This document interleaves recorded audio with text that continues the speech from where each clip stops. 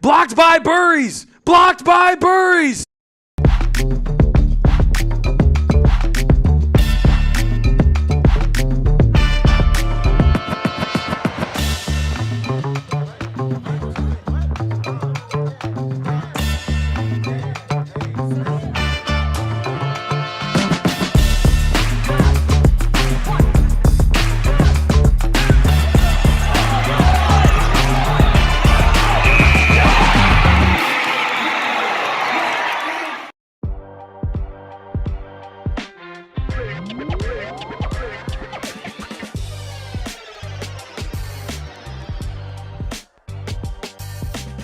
Welcome on into the AZ Wildcats postgame show live from Studio K, presented by the fine folks over at Circle K. It's the AZ Wildcats podcast. I'm Damon Fairall, aka Damon Dog.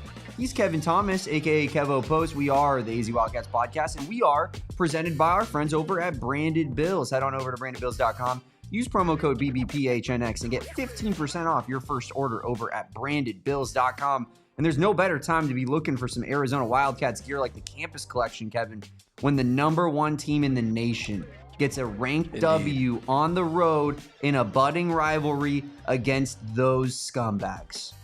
Man, I mean, I thought you were going to cook there for a little bit longer. I was going to let you kind of ISO there for a little bit. I was kind of trying to just end it on a pretty loud note there. What a game. This was an insane, absolute, unbelievable game. Arizona, for a long period in this game, showcased why they're the number one team in the country and why many people, like myself, like Damon, are refusing to pick anyone to beat them until they fall to someone and they prove they can be beaten. Tonight, as we said on our watch-along, they tried their best to shoot themselves in the left foot and let the ref shoot themselves in the right foot and still see if they could finish this race and cross the finish line. They looked at Dybantsa back there. I don't know how to do track and field references, but about 100 paces behind him, and the ref shot him in the right foot. And then Arizona shot themselves in the left foot. And they still somehow limped across the finish line there. I'm not going to ignore the ending of that game. It was ugly. Some unacceptable errors in the ending of that game. Some really questionable refereeing in the end of that game as well. We're going to get into all of that. But overall, ladies and gentlemen, the Arizona Wildcats are 21-0 for the first time. Second time in program history they're 21-0 to start a year. First time since 2013-14.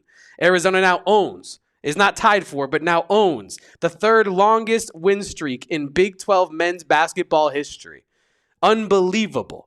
So we're going to talk about these damn inbound plays, as Sammy says in the chat. We're going to talk about the ending. We're going to talk about the tater tots. We're going to talk about all of it. We're going to have Saul Bookman live from Provo, courtside, I think, potentially reacting to this one as well.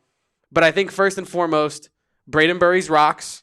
Arizona's 21-0, number one in the country. Life is so good. Damon, where's your head at after this W? A massive W. I'm just fired up, man. I'm fired up. I'm kind of angry, kind of upset, but I figured that will make for some good post-game show antics on this fine podcast. But yeah, I mean, listen, it's always great to get that big W. As I said, this is a budding rivalry. Like BYU, let's be honest, they bring it in sports when it comes to fan support, when it comes to, just showing up for these type of big games. And so respect to them for that. No respect to them for a lot of other things that we're going to get into here. But I love to beat BYU. I hate their fans. I think the Lord that they're going to be, staying up at night, staring at their ceiling fans, wondering what could have happened if Brayden Burries was not him. But unfortunately, Brayden Burries is him, and he goes and he makes the block on Rob right at the end. Absolutely electric, Kevin. It's hard to say otherwise. I didn't even need to break out the damn victory headband. It got close to needing headband time, though. I really thought about it, and I was like, you know what? I believe in the lads here, and I did. Yeah. Speaking of believing in the lads, I believe in you guys to all drop a like on this video. We got 200 strong in here. Wow, thank you. Already. Just a mere, 5 minutes into the podcast, Kevin? Unbelievable support. Please drop a like on this video. Appreciate everybody for being here, and let's get into it. Let's start with that. Where do we start? We should start with Brayden Burries, honestly. We need to start with the one, the only Brayden Burries, because he started the game for Arizona. At one point, he had 13 points, and BYU had 15. At the end of the first half, he and Bradley combined to outscore pretty much BYU on their own, almost out-assisting them on their own. The backcourt contribution tonight, we talked about it in the Keys to the Game in the pregame segment, Damon, about how Arizona's front court we know can win any battle in the front court that they are tasked to do. Tonight, maybe potentially not the best game across the board for your front court, but you did get contributions from Koa Peat when you needed them. We're going to get into that later. But this backcourt absolutely came through for you when you needed it. You needed them to win this battle tonight. Brayden Burries had a flurry, says Lute is my daddy, and he absolutely did. Went off in the first half. And I know that maybe I'm crazy for this, but he's done this a couple times this year where it's like he goes off in the first part of the game and then he kind of lets the rest of the team kind of cook. And you know what I mean? That was not it tonight.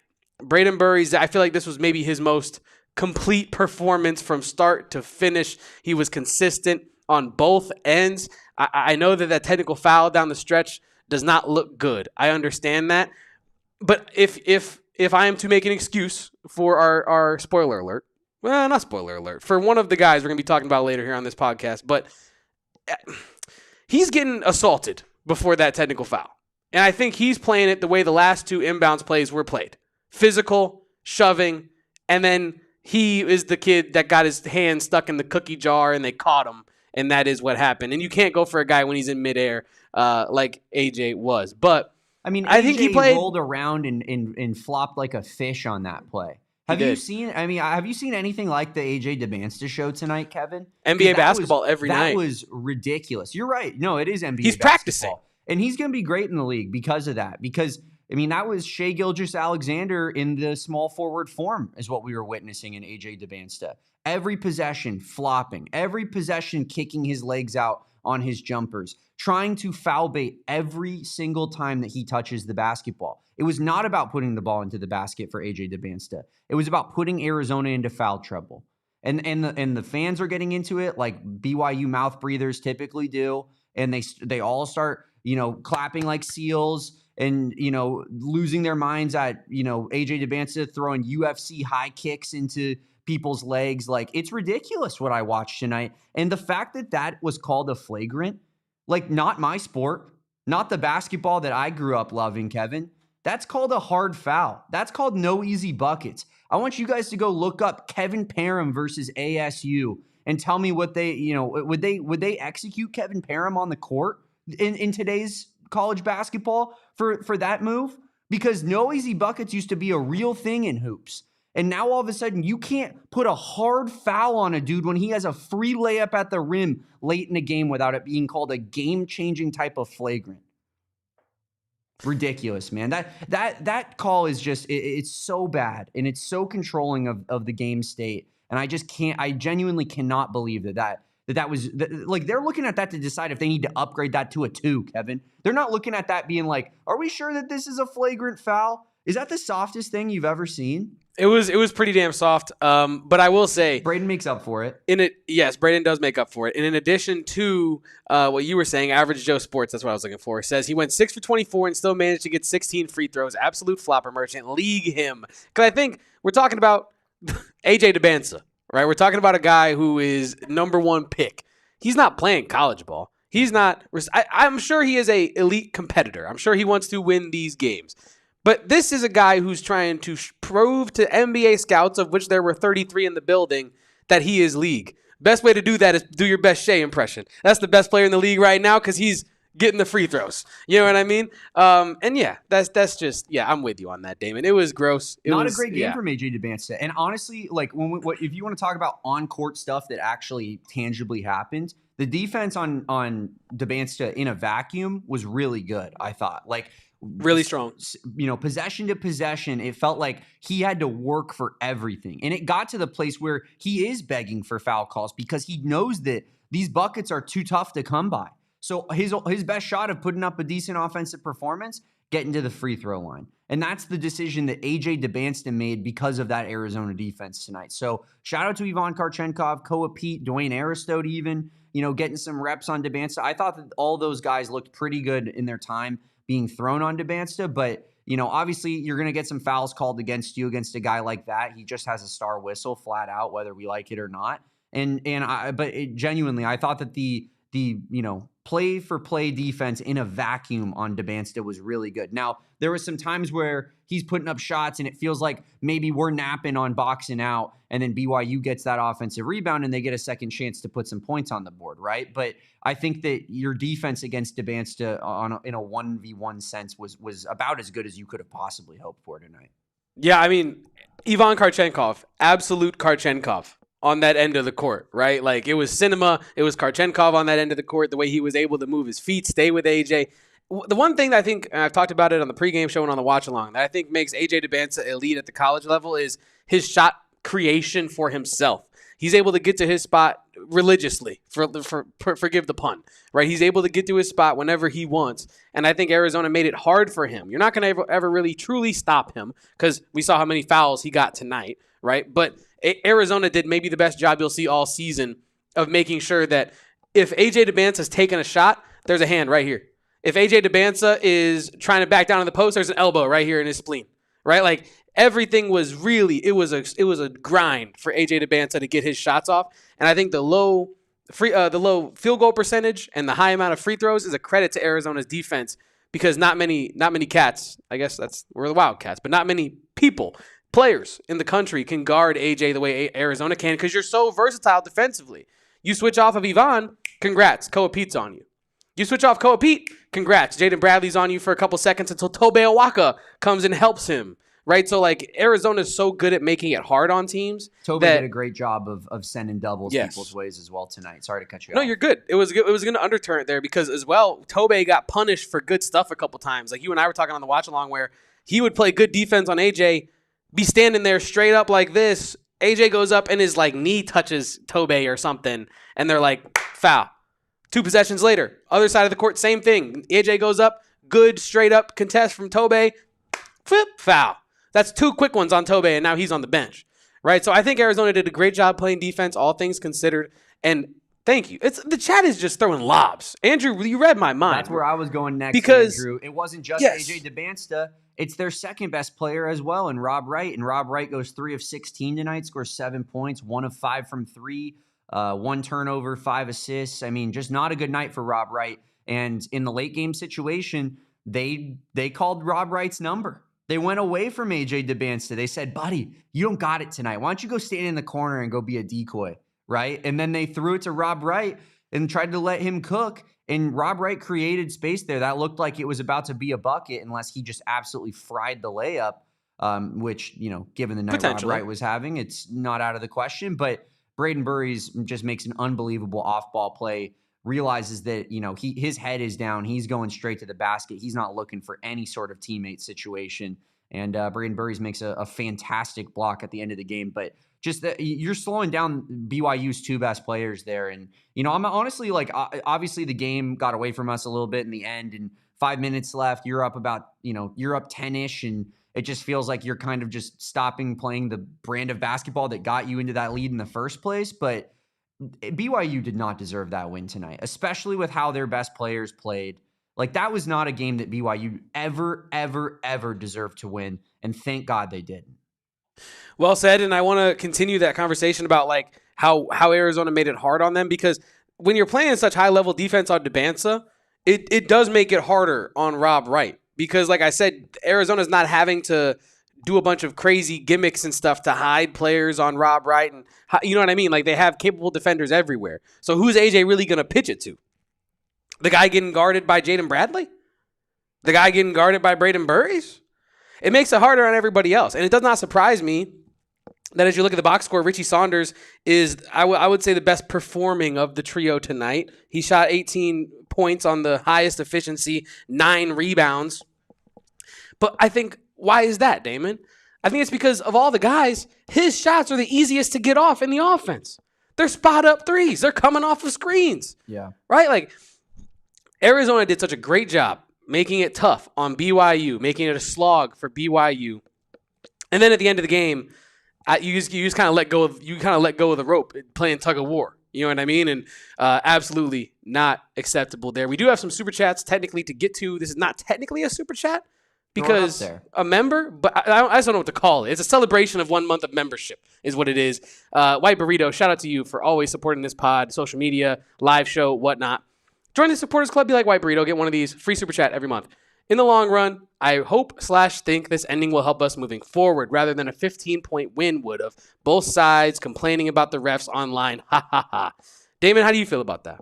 BYU fans complain about the refs, whether they win, whether they lose, whether the refs helped them, whether the refs hurt them. That's what BYU fans do. It's death, taxes, and complaining about the officiating in every game they play.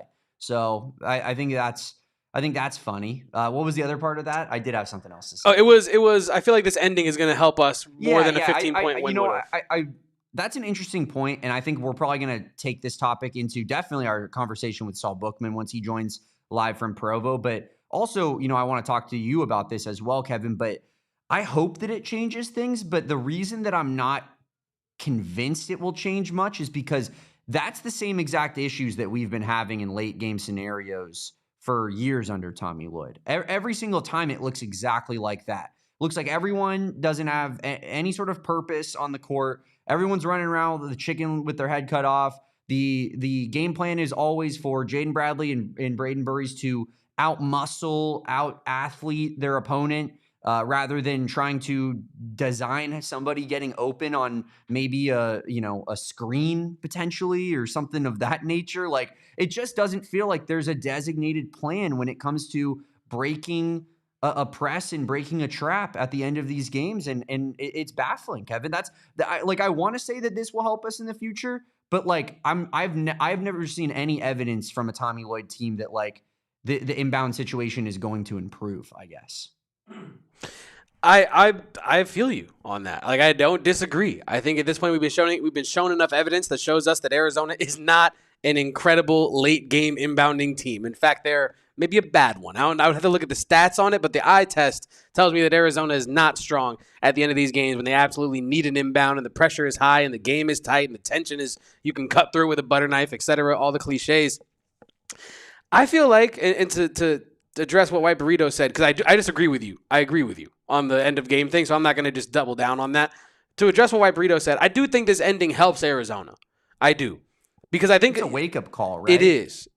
And we talk about, in the non-conference, when Brayden Burries was struggling, when some of Arizona's players were trying to get their feet under them, Dwayne Aristode, we kept saying the most important thing is that you won this game and you had lessons from it and you didn't lose.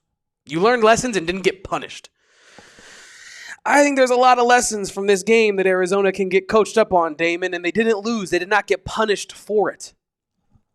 I love to see it. And we do have Saul checking in from the chat. I believe he's having some sort of technical difficulty on his side trying to get into the stream, Damon. So maybe we can help him out with that if you know a hot fix. But I did not. But like I was saying, Arizona, you have issues at the end of these games, and it did not cost you a loss on the road in Provo against the number 13 team in the country. That is crazy to me. Because I think everyone can agree, watching this game, none of us thought Arizona deserved to lose the game. But at the very end, I think all of us had that thought creep in of, they're really going to give this one away. Are they really going to give this one away? Absolutely not. No way. And they really, really, really tried to. So I don't know what's going on with the end of game scenarios. We can talk to Saul about it. I'm sure he'll have some thoughts on it. But yeah, shout out White Burrito for that. We do have more super chats. AZ Cat Dan says, Tony Padilla should never be allowed to ref another Arizona game. When will conference recognize his bias? And honestly, I'm so tired. I'm tired, man. I'm exhausted. Tony Padilla, his hair, his dyed hair, his just for men ass cut he got on. I'm tired of Tony Padilla. I'm exhausted with Tony Padilla. Big 12, Brett Yormark, car, please. His bad cologne. Dude, he want to be in The Sopranos so bad. I mean, he's just that was crazy. Everything about him. He wants to be in The Sopranos so bad. You know what I mean? But they're just not letting him in. He's not cool enough. Yeah, get Tony Padilla out of here. Ball knower Norin with the super chat. AZ's defense against BYU's big three was strong. I agree.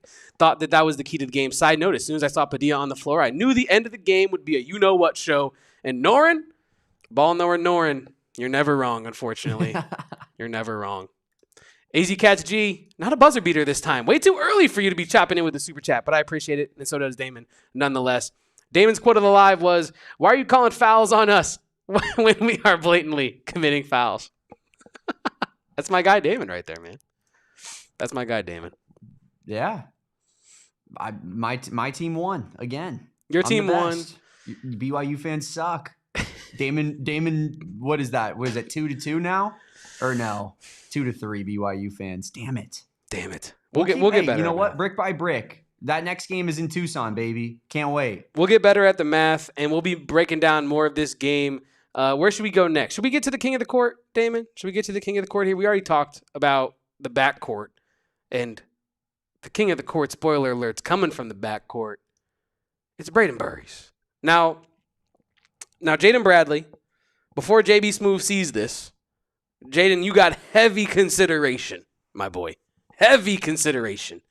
But this young man, the freshman, Brayden Burries, to step into Provo, 29 points, 5 assists, 4 rebounds, the game-sealing blocked by Burries. King of the court. Do you disagree?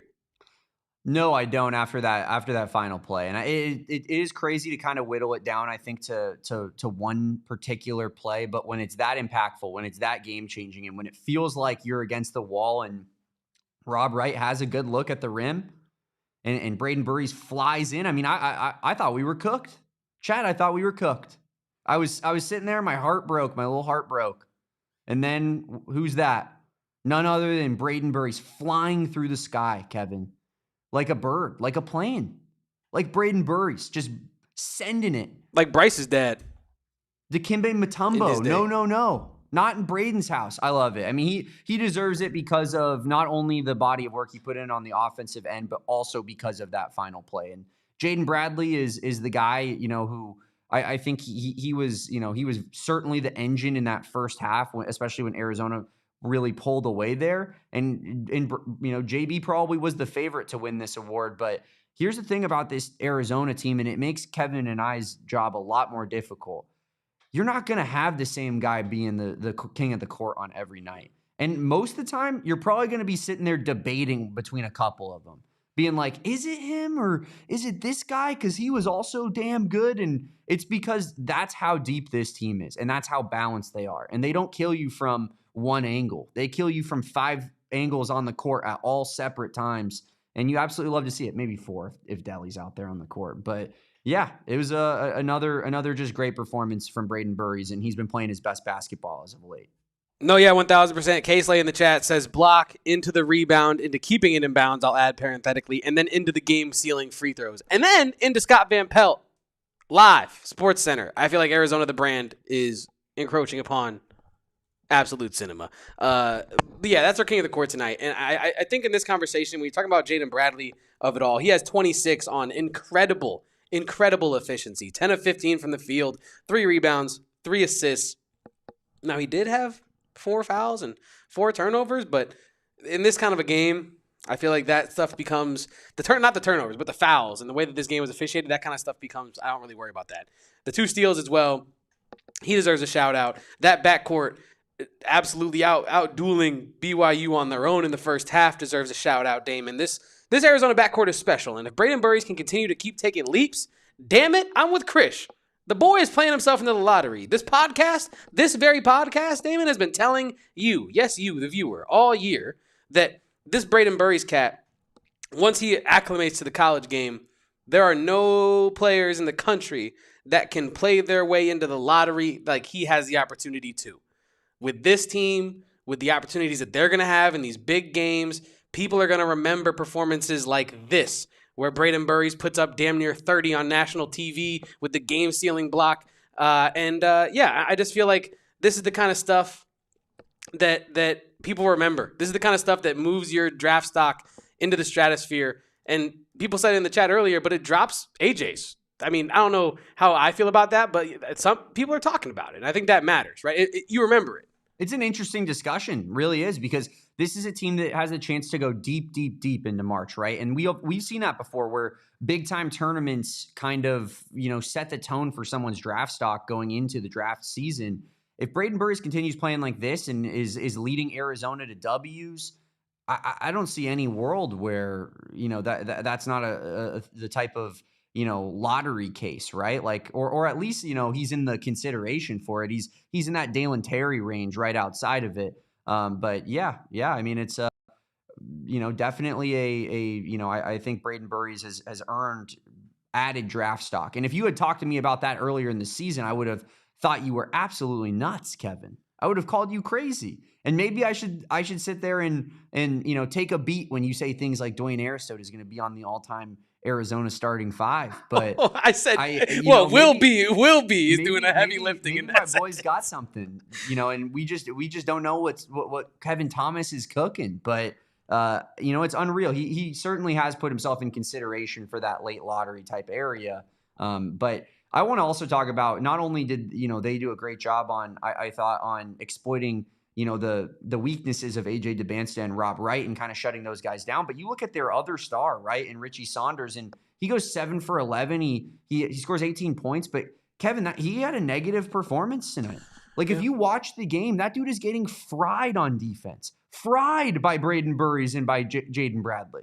Consistently. Every possession. Like, he's given up a lot more than 18 points. You know what I mean? And so I think that you found a way to exploit all three of that trio tonight. Whether, maybe the stats say that Richie Saunders looked a little bit better than that. Like, they had no respect for that dude's defensive ability all night long. And I really think that you did a great job of shutting down their entire trio, and your backcourt. They were undeniable tonight. The talent of one Saul Bookman is undeniable, and we're going to get to Saul Bookman after our first break here on the AZ Wildcats podcast. Leave a like, stick around for some more great analysis, and do not go anywhere, most importantly. Fire transition. Man, that's what I do best. Speaking of doing something the best, if you want to see the absolute best racers, the best drivers in the country, none of that breaking. They're going full speed. March 5th through the 8th for the first time ever, NASCAR, NTT, IndyCar racing, same weekend. Absolute, I got nothing. But Phoenix Raceway, that's the only place you can see it. Make sure to secure your opportunity at witnessing sports history now at the link in our show notes below, phoenixraceway.com. I'm talking campers are available. I'm not the RVs themselves, but space for your RV. If you got an RV, you can camp, get the whole week's worth of experience, have a great time. There's also the hilltop views over there. You can get in with the people, hang out, have some beers, have some great time. It's a great, really great experience at Phoenix Raceway. Nothing delivers like the intensity of race weekend. So secure your seats now at the link in our show notes below. Do not miss out on sporting history. Shout out the Phoenix Raceway. Absolute scenes going on over there at the Phoenix racetrack there in the Estrella Mountains. I got to tell my friends over here in the chat about my friends over at Branded Bills, Kevin. They're the presenting sponsor of today's show, and for good reason, right? Because the campus collection is absolute fire. Absolute Karchenkov, even, I might say. Branded Bills is bringing the heat when it comes to Arizona Wildcats here. You're want to check out that campus collection for yourself over at brandedbills.com. And I got a promo code for you to save you some cash in the process. BBPHNX is going to get you 15% off your first order. If you want to check out the ultimate Arizona Wildcats headgear collection in the game, go to brandedbills.com right now and do so. They can even make some custom apparel. I got a PHNX sports hat on that we sell at our ALLCITY locker, so you guys can go check those out as well. But please, please, please head on over to Branded Bills and check out that Arizona Wildcats campus collection. I promise you, you will not regret it. BBPHNX for 15% off your first order. Let's get the one, the only Saul Bookman live from Provo. Boom. Special guest appearance for Saul Bookman. Saul, how are the vibes out there after that tight one in Provo? Yeah, this is a unique experience tonight because I usually am sitting in the media section, but for whatever reason, their SID had accidentally slotted me as a photog tonight. So I sat on the ground for the whole, as you guys saw and made fun of during your lovely watch along. I didn't hear it, but a little birdie texted me and said, "Hey, no, man, you could say it. Corey snitched. Corey snitched. Corey did snitch. Corey did snitch. I prefer to say it as looking out for his homie, but we can call it snitching. I get that y'all are longer time homies than me, but we share a podcast. I feel like we got to all be a team. We got to all be in the same locker room there. So that was a unique experience, and to be honest with you, man, it's a different perspective when you're this close and you can see it, feel it, up front and personal. And I know there's probably some I think the biggest thing right now is like the refs, to a certain degree. I thought, really honestly, I thought there was only like 2 egregious calls. One of them was on Jaden Bradley when they called him for the hook. Tony Padilla. I knew Tony Padilla would show his ass at some point tonight, and it happened. And That was outside the of one off that, the inbound. Is that what you're talking the one about? the one when he was trying to get open and they called an offensive foul on him because they said that he hooked Ridiculous. him. But yeah, I mean, come on, you don't call that at the end of the game. You just don't. Not with all the grabbing and stuff. And that was just a total showboat move. Outside of that, I thought the refs were pretty good all night long. Listen, for whatever consternation that there was for Arizona, there was Toby Awaka. I swear he ripped somebody's arm off in front of the ref and no call. And I was right there. I was like, damn. Like, it was egregiously bad. Like, I'm surprised the guy's arm still worked. That's how bad it was. And they didn't call it. And it was right in front of Tony Padilla. And Tony Padilla was like, I didn't see it. And I was like, dude, how did you not see it? So outside of that, the environment was fantastic. It was electric. It was an electric experience.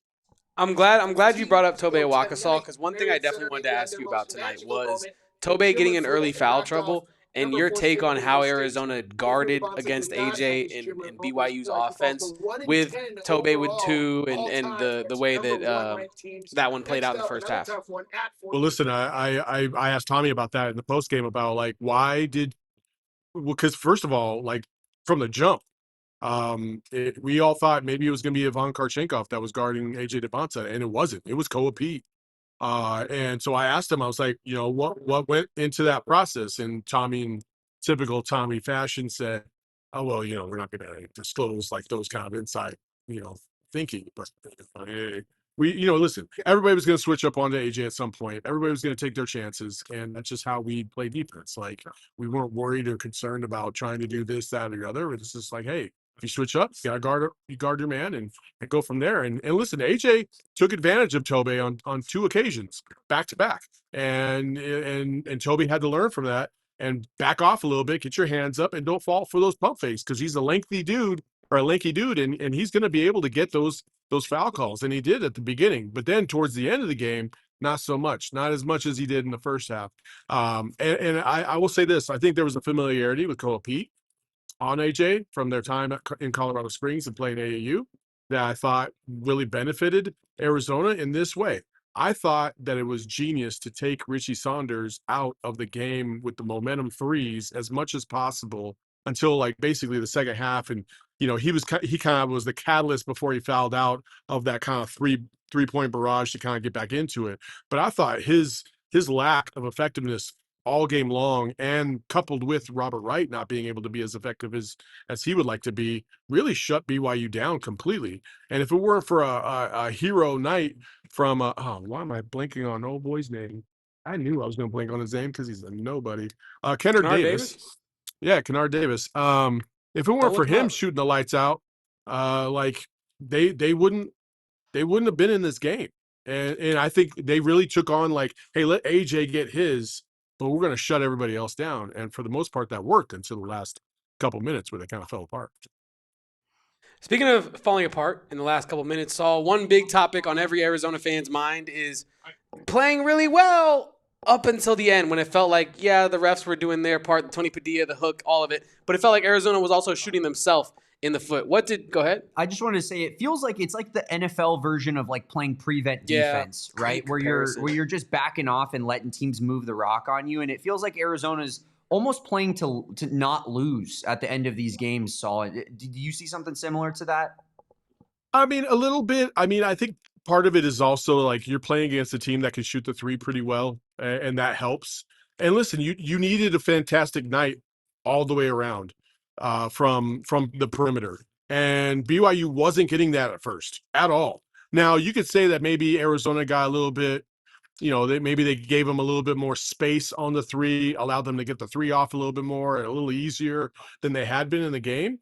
And so maybe that's the case, but I didn't really see it too much. I just felt like, Arizona just didn't execute. And then they were missing free throws, which are key. You can't miss free throws down the stretch. And that just Arizona had an answer for every single BYU run until the last minute and 20 seconds left, and all of a sudden they had no more answers, and BYU just kept coming. Listen, it was a 6-point game, okay? Still full control, 20 seconds left to go, and then they get the flagrant one foul.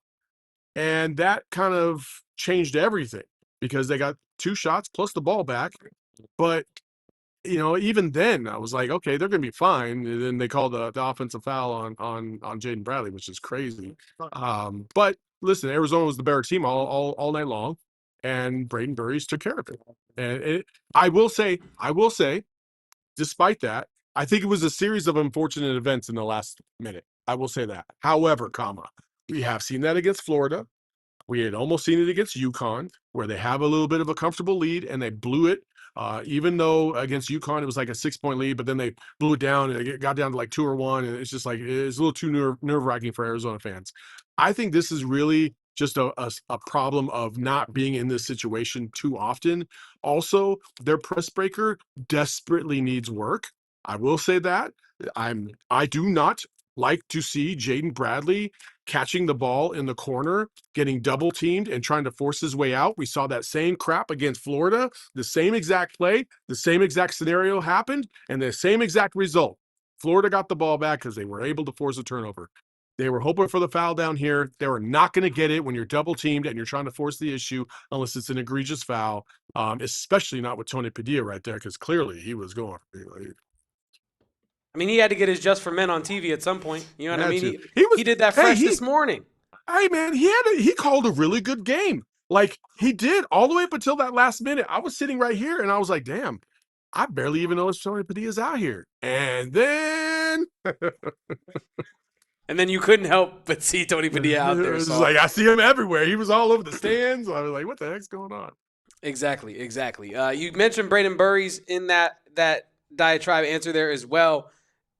Not only can you tell us about what you saw from Brayden Burries tonight, but just the evolution of this backcourt as a tandem. What they can do defensively, what they can do offensively in transition. What are you seeing with the development of Brayden Burries and Jaden Bradley as a duo, as a tandem? Brayden Bradley and Jaden Burries. Yes. Brayden Burries. He was something else in that first half.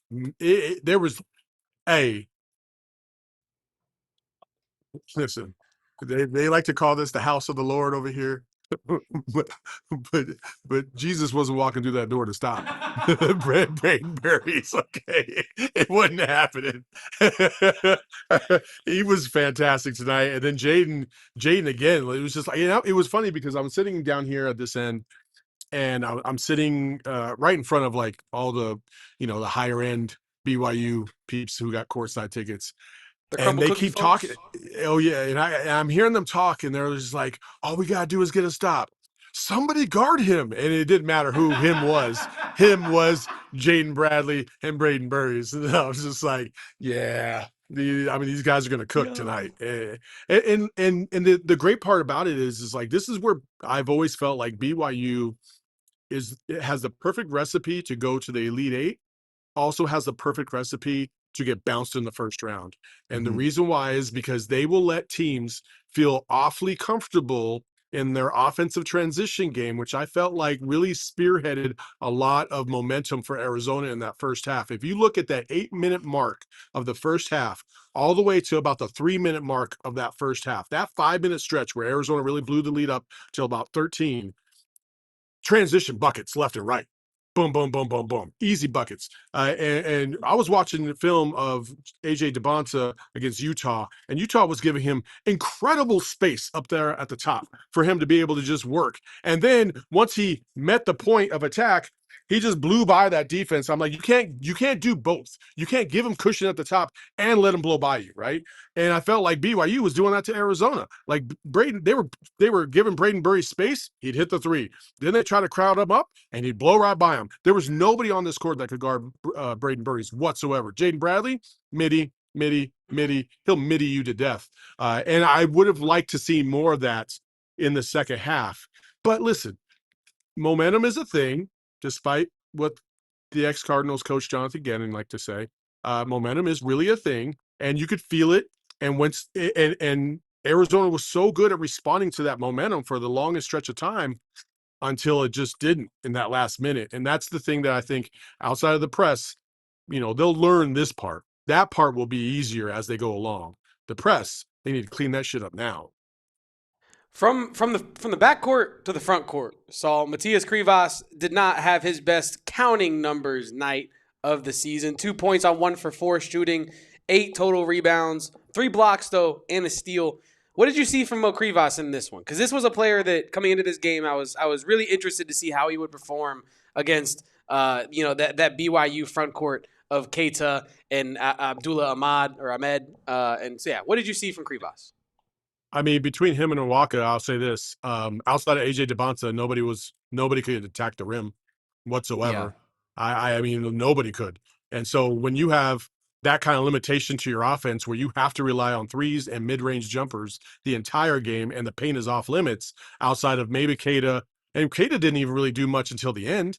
And so, like, I'm okay with the way their interior defense was. I thought it was solid all the way around. And Krivas is a big part of that. Now, I actually thought that Krivas should have played a little bit more in that second half. I felt like there was a stretch from about the 10-minute to 4-minute mark where he was on the bench just watching the game, and I was like, why is he not in the game?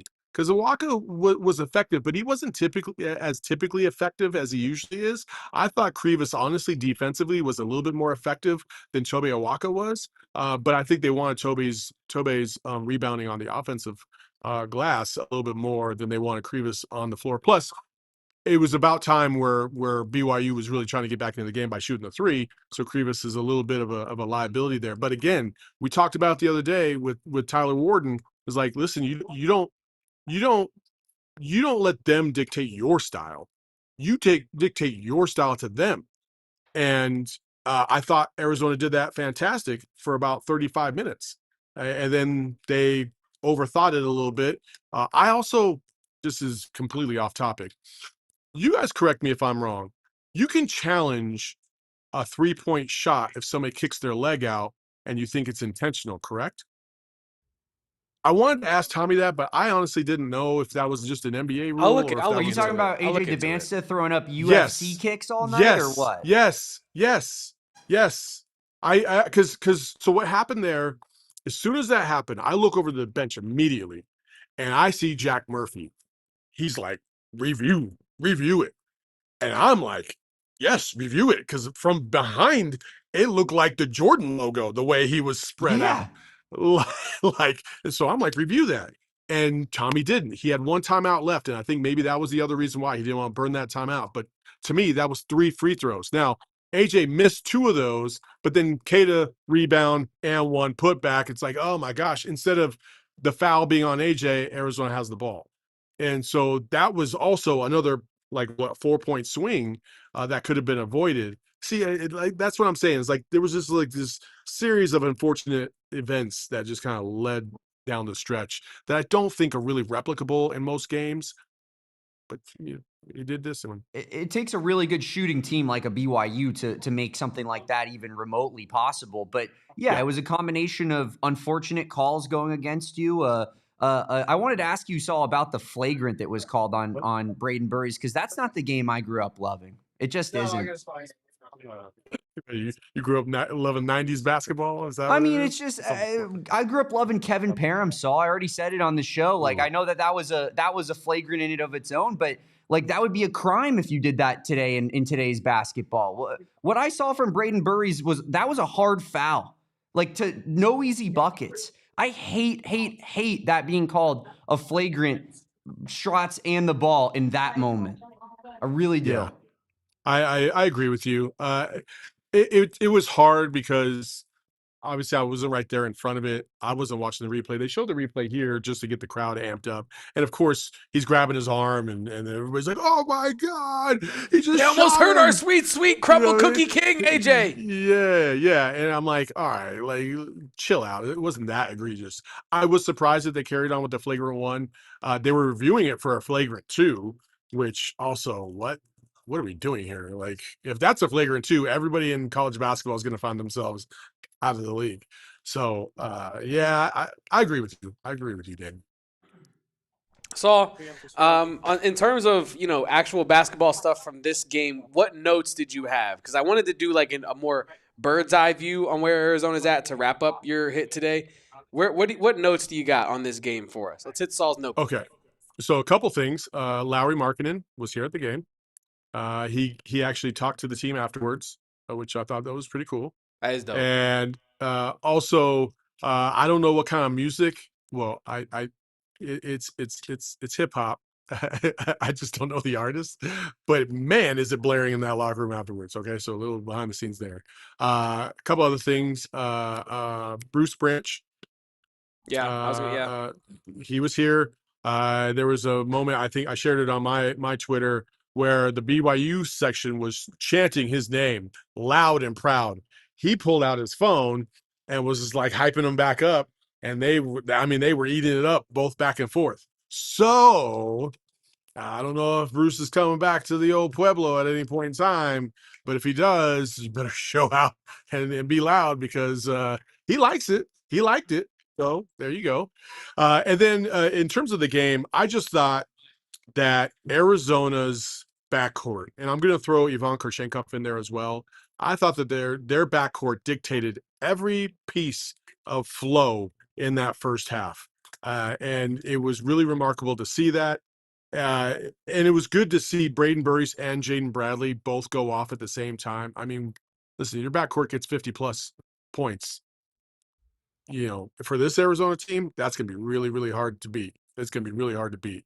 And overall, it was a good game. I was expecting to come on here talking about a blowout win. I thought there were, and I said this, I posted in our Discord. I said, I feel like if BYU can't hit the three, Arizona's going to roll. And they were rolling them until BYU started hitting the three. And sometimes it goes like that. So, big picture, this team 21-0 for the first time since 2013-14. They now own the third longest win streak in Big 12 men's basketball history. I think I'm going to revisit a topic that you, me, and Damon maybe broached a couple weeks ago now on this podcast when it was far too premature. And it's still far too premature to breach what I'm about to breach. But it's a little less obnoxious of me to ask this question. Is this the best West Coast basketball team in, how long? This team seems they have to shoot themselves in the foot to win by single digits. I just can't give that moniker to anybody until you get to the Final Four. You could be undefeated and lose in the Elite Eight, and it doesn't mean anything. Exactly. Yeah, it was a fun season until it absolutely was not. And I would argue that that's probably one of the worst things to experience. I've never experienced it, but we've come close where we've had phenomenal teams that have gotten bounced in Elite Eight, and it hurt like you lost somebody in your family. So for this team to be 21-0, just like that 13-14 team that started off 21-0, and then of course they had some bad luck that happened to them that I feel like was kind of carried down the stretch of the season, and but they were one Nick Johnson shot away from going to the Final Four. This team has all the goods. They can beat you in every single way possible. If you're telling me on paper, is this the best team? Since the last Final Four team, I'm going to say yes. I would absolutely say yes. I think this is the best team that has graced an Arizona court since 2001. I will say that because even with that team of TJ McConnell, and, obviously Brandon Ashley is the one that got hurt, but, you had Aaron Gordon on that team. You had a squad of dudes on that team that was really good. However, they had a few weaknesses that really came to light when you looked at them in the tournament, especially against the likes of Wisconsin. They needed a few more shooters. They needed a few more people to be able to do that. And sorry. Let me get this right. And with this team, I really feel like they have. Okay, thank you. They have the whoever's shooting behind you, Saul, that's two wet ones that just went through. And I jinxed them. I'm sorry, I jinxed them. That was literally the announcer's jinx.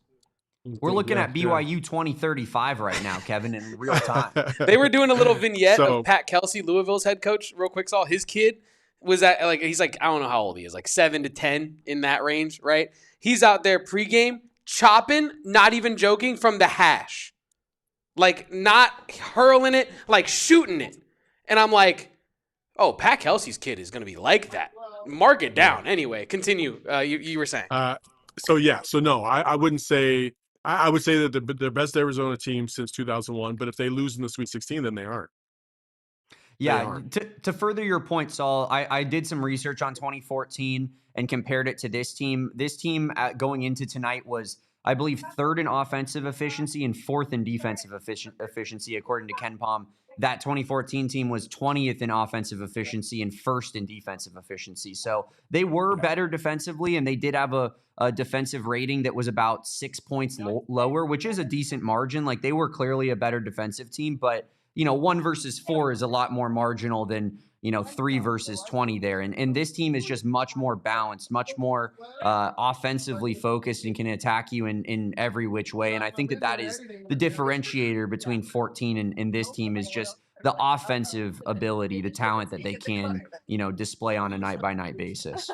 Absolutely. The balance, to me, the balance is there. Inside, outside, transition, half court, defense, offense, it doesn't matter. I just think that they have so much balance. And when you're talking about starting a guy like Koa Peat and even throwing out guys like Tobe Awaka onto potentially the #1 overall NBA draft pick, that to me signifies your balance. Like, you have versatility out the yin yang. You have more versatility than I would argue any other team in the country outside of maybe Michigan.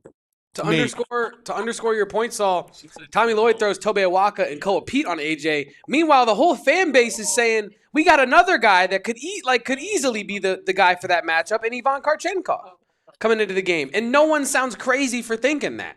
So, it's like you said, 1 through 5, 1 through 8, really, 1 through 7, respect to Delhi. But Arizona players can guard 1 through 5.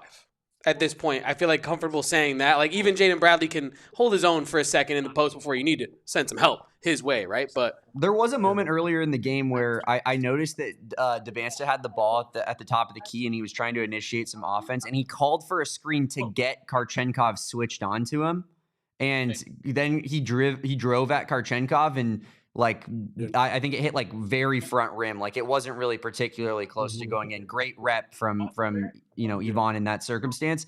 And I don't think Dybantsa called for a screen to get Karchenkov on him again for the rest of the night, nor should he have. No, he shouldn't have. I was talking to Fran Fraschilla before the game, and we actually talked for about 10 minutes. And I said, who do you think Tommy matches up against AJ Dybantsa? And he kind of paused. I was just like, because I think it's going to be Ivan. And he goes, the funny thing is AJ Dybantsa is so good that he can get 30 on anybody, including Ivan. However, Ivan will make his life hell. Yeah. It'll be a tough 30 points. And to me, tonight, I felt like AJ Dybantsa had a tough go of it tonight. He forced up a lot of shots. He was not as fluid, and he just dropped 43 on Utah. I didn't even look at his shooting percentages, but it was 6 for 20 or something. 6 for 24. Right? He shot 25% tonight. Bad. Yeah. No, it was terrible. And he missed 5 free throws. And some of them were pretty big free throws. Like, it didn't feel like it was a great AJ Dybantsa night. And I feel like he distracted from everybody else on the court and really got them going. And to me, honestly, I felt like he was kind of the anti-hero tonight. He kind of took away from his team, and that's not what you want to see. Our freshmen don't do that, but our freshmen have stability around them and confidence in that stability in order to not do that. Because I could easily see, I'm not saying Brayden Burries is a selfish player by any stretch of the imagination, but if he had a bunch of okay players around him, Brayden Burries is going to try to eat every single night. Yeah, he just would. Whereas AJ Dybantsa, he kind of has the same kind of deal going on there. So I think overall, AJ has a lot of growing to do as well. He has some bad tendencies in his game. And I will say this. I'm a big optics guy. Big optics guy. I think I think the way you carry yourself means a lot. And I think, in my opinion, when I'm watching AJ Dybantsa come out, and I'm not a big fan of this, and I'll tell you this, I remember the Nia Butts women's basketball teams from 2015, and I tore them to shreds. And I tore them to shreds every single chance I got because they looked like they could give two you-know-whats about playing hard basketball. Well, AJ comes out, and he's got his warm-up pants on, and they're like sagging and they're like hot his ass, and he's just kind of jogging out there. And I was just like, what kind of tone are you setting right now? Yeah. You know what I'm saying? Like, that doesn't look like a player to me that's ready to go. Like, and he's got his guys on board with him to go, right? Everybody else was. He was the only one. He was the only outlier. I don't know. The optics of it, I wasn't a big fan of. That's not me degrading his game because he was a good player. He's a fantastic player. I saw him up in Colorado Springs at the practices for the gold medal run, and he's a good player. I'm not taking anything away from him. But to me, when you're talking about investing in the number one overall pick, that number one overall pick is absolutely not only the player, but the marketing that comes along with it, the perception of that marketing, and how you are as a brand, as an individual. That's just the way of the world. That's what it is right now. You wouldn't see Koa Peat come out like that. You wouldn't see Brayden Burries. You wouldn't see any of the freshmen on this team look like, they want to carry themselves kind of half-assed, literally. So that's my 2 cents, and I'm sticking to it. And like you said, that's old man Saul, speak right there. I'm sorry, guys. No, like it was fair, and especially on the topic of like how hard Arizona made it for AJ and like how difficult. Like I think Damon and I used the word like slog. Like it was hard, arduous work for him to get to his spots in this one. And like you said, against Utah, against Clemson, against some of these other teams where AJ's had great games, they let him catch it with no pressure. They let him catch it with no physicality. Arizona was on him before he caught it, and they stayed on him throughout the duration of the possession. And I think over the course of the game, you saw it physically wear on him of like, damn, I am not able to put on my cape the same way I've been able to put on my cape in the Garden and against Clemson, against Utah. And I think you see that. Like you see the shoulders drop a little bit, in my opinion, and you start to see maybe the foul baiting start to come out a little bit more because you can't necessarily rely on what you've been trying to rely on all season, which is your deep bag, because he does have a deep bag.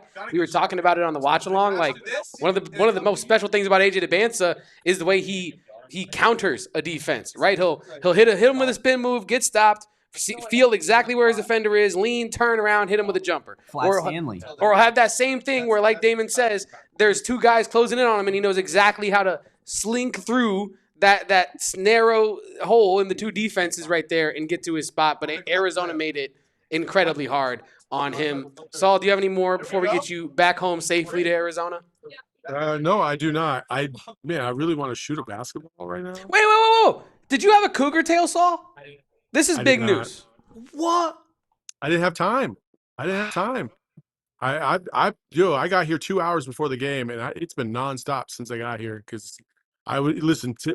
For those of you who don't know, on Thursday's McHale Madness, come see what I was working on because I'm going to put a little behind the scenes video together, kind of get you a little bit of a feel for what's going on. Listen, I will say this about the good people here at BYU. You know how much I hate Salt Lake City. You know how much I've been kind of like anti-Utah as a whole. It is a lot of shares. But the people here at BYU could not be more friendly. They were fantastic. The cheerleaders noticed that I had my like GoPro recording, and at the end, at like one of the last routines, they came over and they could see themselves in it, and they were like, doing a bunch of stuff, and I was just like, that was pretty cool. We all became friends, and the students. Oh man, you're gonna love this part. I'm gonna spoil alert. Right before the last 12-second inbound, where BYU had the potential to win the game, you will hear them say, "Hey guys, just to give you a heads up, we're gonna court storm right after this." Hey, like after what? Like after this game? I was like, I think I was down on my knees. I was like, Jesus, please don't let this happen. Oh, and Damon's on the floor. We lost the dog. Damon's on the floor, laughing like a madman. Another win for BYU. Oh. So I don't know if that can be that's a heard, little but Damon teaser. just said another win for BYU.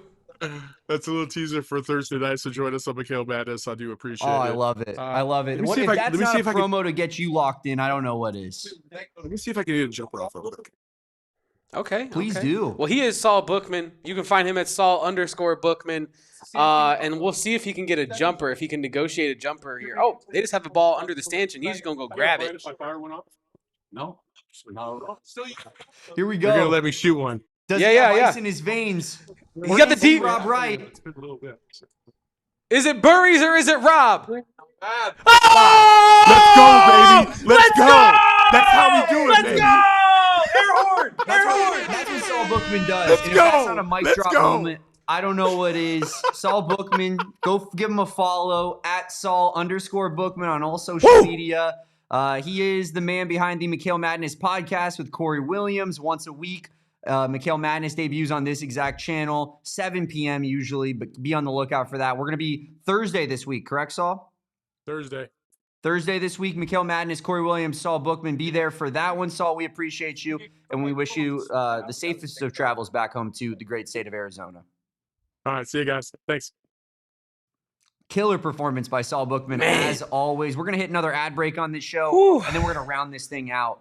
Do not go anywhere. Leave a like. Drink your water.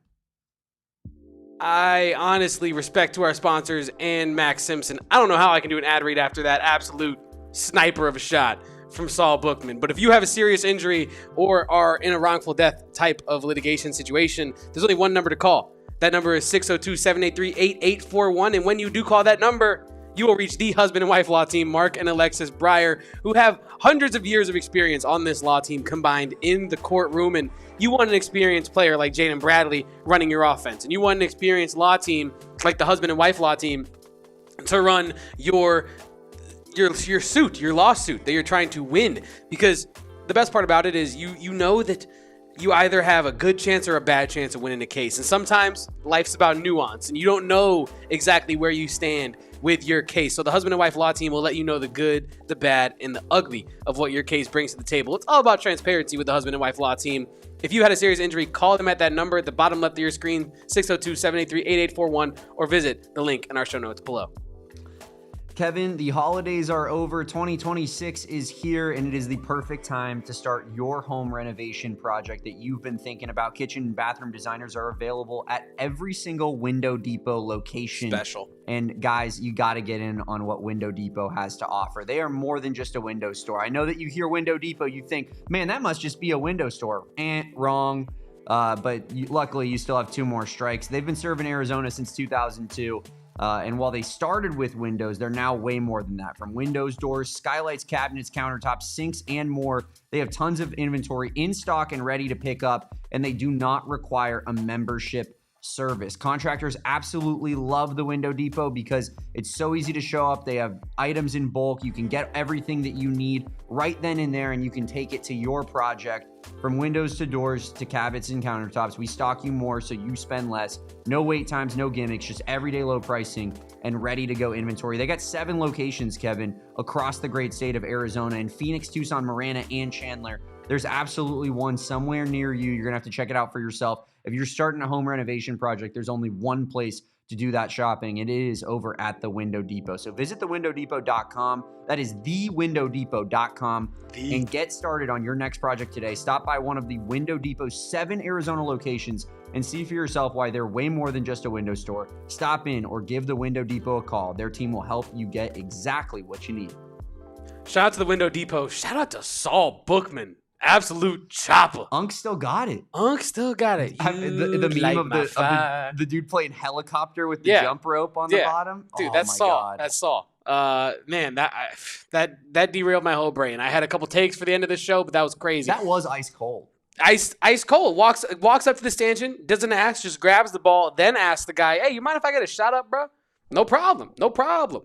One dribble, pump, cash. Cash. Didn't touch the rim. Cash. Didn't touch the rim. Cash. Wow. That might be top moment from AZ Wildcats podcast history. It might be up there. That was nuts. And to wrap up this show, we Dude, do have a couple more segments. If I shot that like one of those kids, like it would have been like. It would have been. Oh my God. It would have been Ed Cooley hitting the kid with a water bottle. Oh, yeah. When he turns to the bench and just fires it in the crowd. A baby with a water bottle. Tough.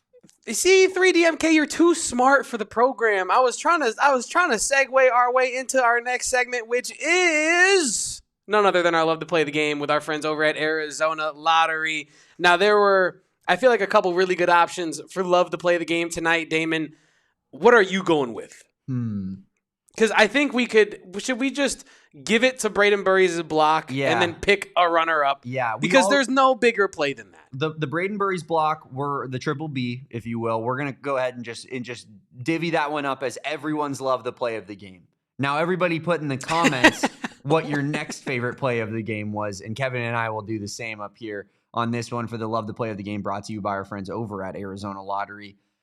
Ah, man. I mean, that JB where he pump faked, that three he hit at the end when it looked like BYU was building some momentum. And where are you going? Dybantsa hit a shot, and dude's flying past him into the BYU crowd, and then JB just resets and fires one off, hits the three. Like, that dude is so cold in late game moments. And I just love watching Jaden Bradley play ball, especially when there's, 5 minutes left in the basketball game.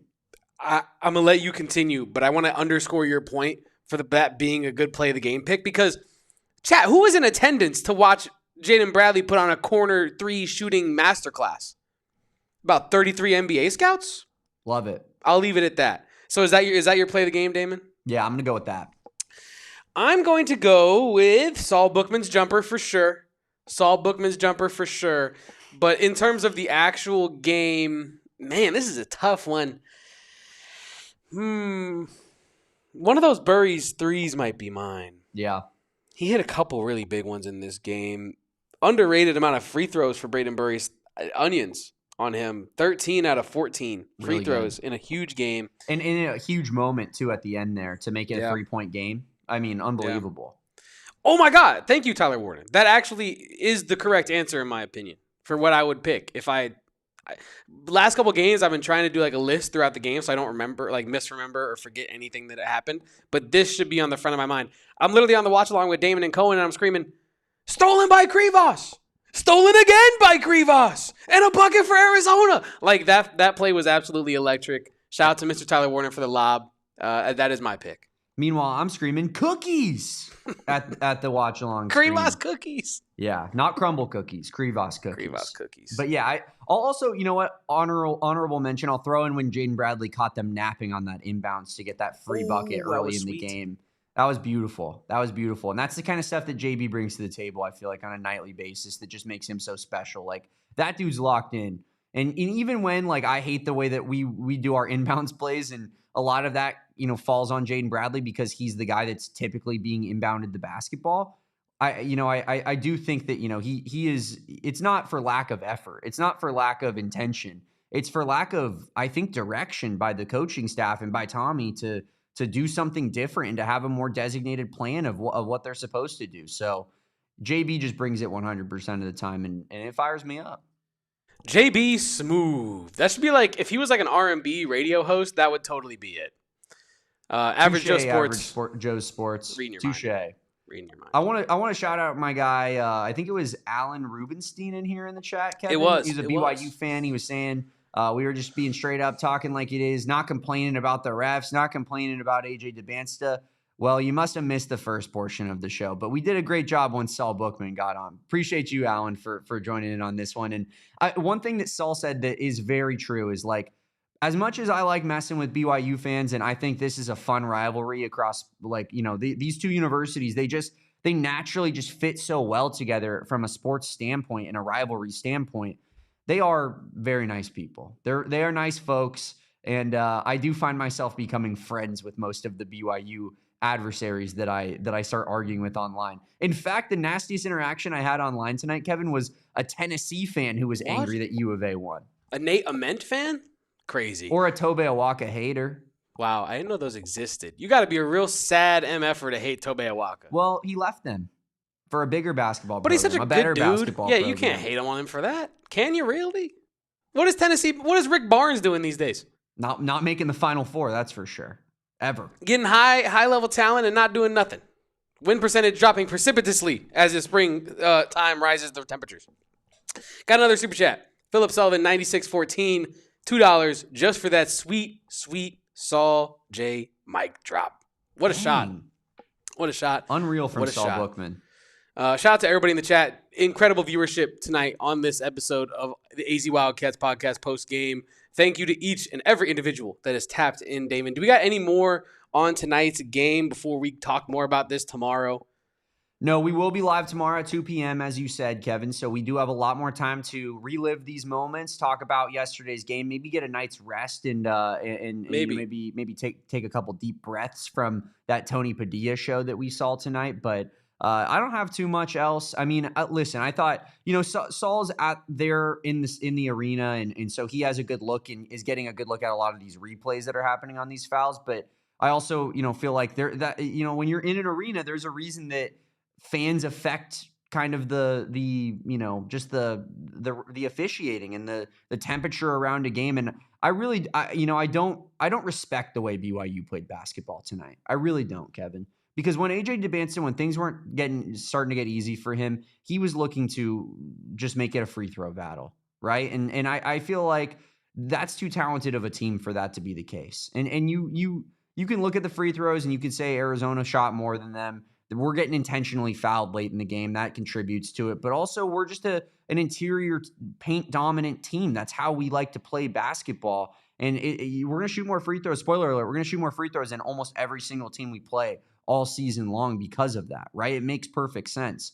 I don't respect the kicking out on every single shot attempt on your jumpers. It was so solo ball-esque from the Utah game earlier this season, and you hurt your team in the process. Like, you did. Corey was right on our watch along. Saul was right on our post-game show. AJ Dybantsa played a losing style of basketball for BYU tonight.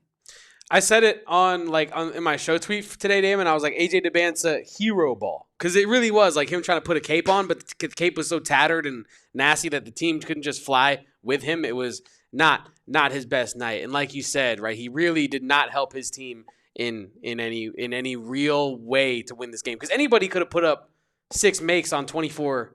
Like, they got talented shooters. Anybody could have did that, but the way Arizona's defense was defending AJ Dybantsa tonight made it really hard on him and even harder on the others, so to speak, for BYU. So one thing we didn't talk about is Fran calling Ivan Karchenkov a James Bond villain. Oh yeah, dude, I love that, because I told you on the watch along, I watched Casino Royale, I think for the first time last night, and that was an incredible film, like unbelievable, and I loved what Fran brought to the table, because Ivan Karchenkov really is kind of like a Bond villain in a way, and we would love if y'all could drop what his name would be in the chat, because me and Damon were like, Kupchenkov? Like, what would his name be? The Cup Therapist? The Purple Cup? I don't know. There's a ton of different Ivan Karchenkov Bond movie names. I think, the one major difference being Bond villains always lose, brother.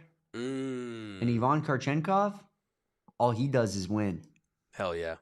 I love that. Damon. Oh, also, chat, drop a chat right now if you knew or did not know that Richie Saunders' relatives invented the tater tot and founded Ore-Ida potatoes. Because I was today years old when I learned that.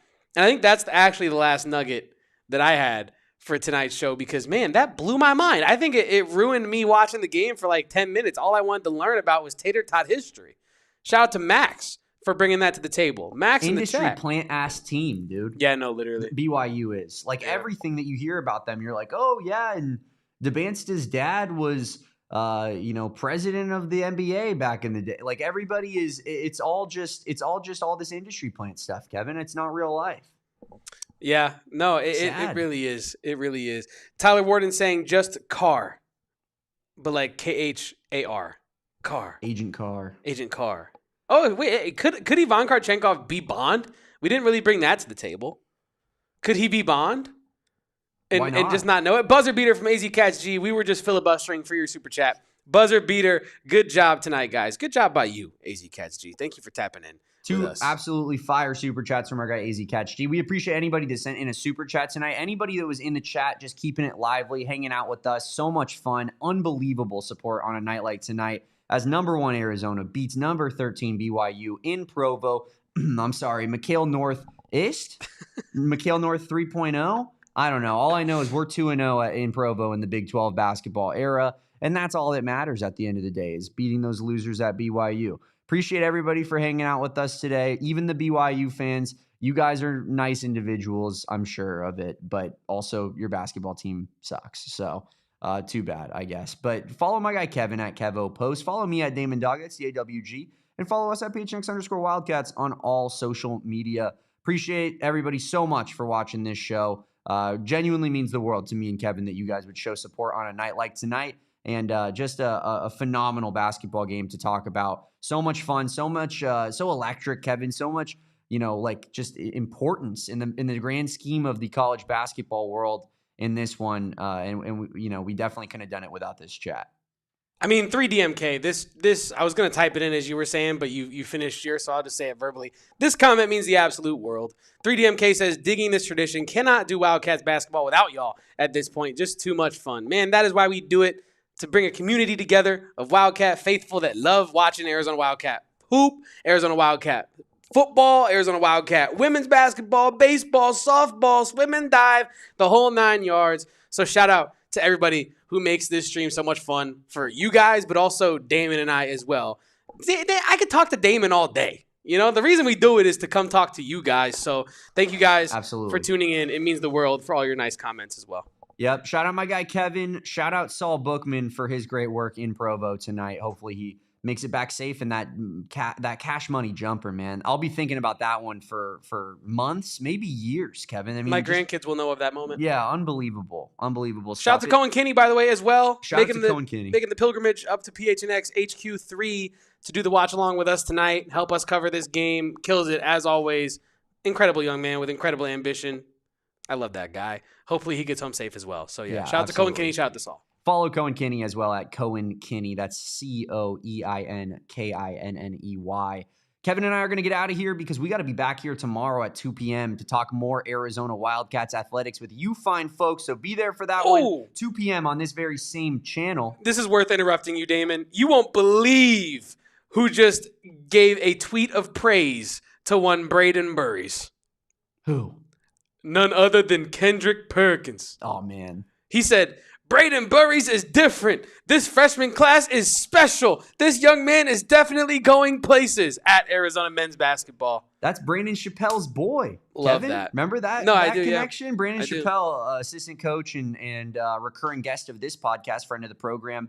I think he played high school ball with Kendrick Perkins, so they're probably talking a little bit behind the scenes, and hopefully Arizona can get some added exposure on the national media side of things because of it. And as Max says, carry the hell on. That's what I'll be doing the rest of my night. That's awesome, man. Absolutely. Shout out to you, Max. Appreciate everybody for watching. Like I said, we'll be back tomorrow at 2 p.m. Thank you so much for hanging out with us tonight, and we'll see you then. Peace out. Bear down. And go Cats. Down go the Cougars. Blocked by Burries. Blocked by Burries. Play it in every bar in America. We all silly like the mayor.